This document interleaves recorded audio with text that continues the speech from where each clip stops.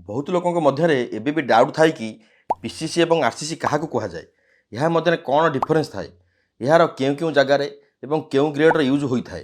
Video start करने आगे कही रखुची जदि आप हाउस प्लानिंग डिजाइनिंग कंस्ट्रक्शन कि इंटरव्यू करार अच्छी तेज आप साइड डिजाइन खंड जोगाजोग करेंगे। आम पाखे एक्सपीरियंस इंजीनियर सह स्किल टीम अवेलेबल अच्छा। आसतु जाना पीसीसी और आरसीसी मध्य डिफरेन्स कौन थाए। पीसीसी फुल फॉर्म है प्लेन सीमेंट कंक्रीट और आरसीसी फुल फॉर्म है reinforce cement concrete.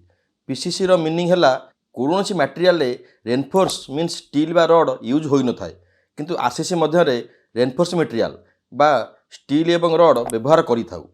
PCC component है सीमेंट एवं सैंड एवं एग्रीगेट बा चिप्स एवं वाटर जोठार आरसीसी कंपोनेंट है रेनफोर्स बा स्टील रड एवं सीमेंट एवं सैंड एवं एग्रीगेट बा चिप्स एवं वाटर। रेनफोर्स मटेरियल आम मुख्यतः स्टील बा रड व्यवहार करिथाउ एवं किछि जगार स्टील एवं रड व्यतीत अन्य मटेरियल यूज करेंगे जपरी प्लास्टिक पाइप आलुमिनियम वुड इत्यादि। रेनफोर्स रे बेसी स्टील बा रड व्यवहार करार कारण आगू आपको कहि। कंक्रीट बा ढलाई बहुत टाइप्र बा ग्रेड्र व्यवहार होता है जपरी PCC M5 M7.5 M10 M15 use होता है और M20 ठारू एभव आम आरसीसी व्यवहार करूँ। आपण मन में क्वेश्चन आसुव घर मध्य आम पीसीसी कहीं करूँ।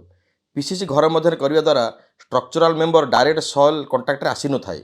पीसीसी को मध्य लेबल मटेरियल आकार व्यवहार करेंगे मीन्स लेबलिंग पीसीसी द्वारा करा जाई थाए। आरसीसी मेंबर जेपरी फुटिंग कलम बीम इत्यादि माटीर डायरेक्ट टच रे न होबाकू पीसीसी प्रोवाइड करिथाउ। जदि आम कंक्रीट रेनफोर्समेंट न व्यवहार करिबा जेबे लोड पड़िबो टेंशन द्वारा ताहा इजिली फेलर बा ब्रेक होई जिवो। रेनफोर्समेंट मटेरियल जेपरी स्टील रड व्यवहार करने द्वारा load distribution compression tension zone में प्रॉपर्ली होगा द्वारा कंक्रीट लॉन्ग लास्टिंग होता है। से घर मुख्य पार्ट जेपरी फुटिंग कलम बीम स्लाब स्टेयरकेस इत्यादि रे पीसीसी जगह आरसीसी कास्टिंग करिथाउ। आसतु जानिबा आरसीसी रे स्टील बा रड ही कहीं व्यवहार करिथाउ। जदि आरसीसी स्टील जगार अदर किसी मटेरियल व्यवहार करवा जेपरी वुड प्लास्टिक आलुमिनियम इत्यादि तेबे से फ्लेक्सिबिलिटी स्टील अपेक्षा कम थाए।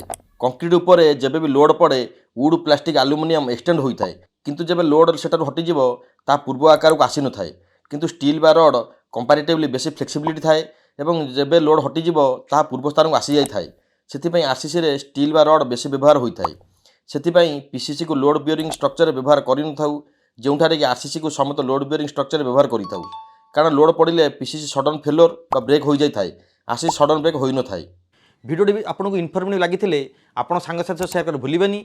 आज भी नमस्कार। जय जगन्नाथ।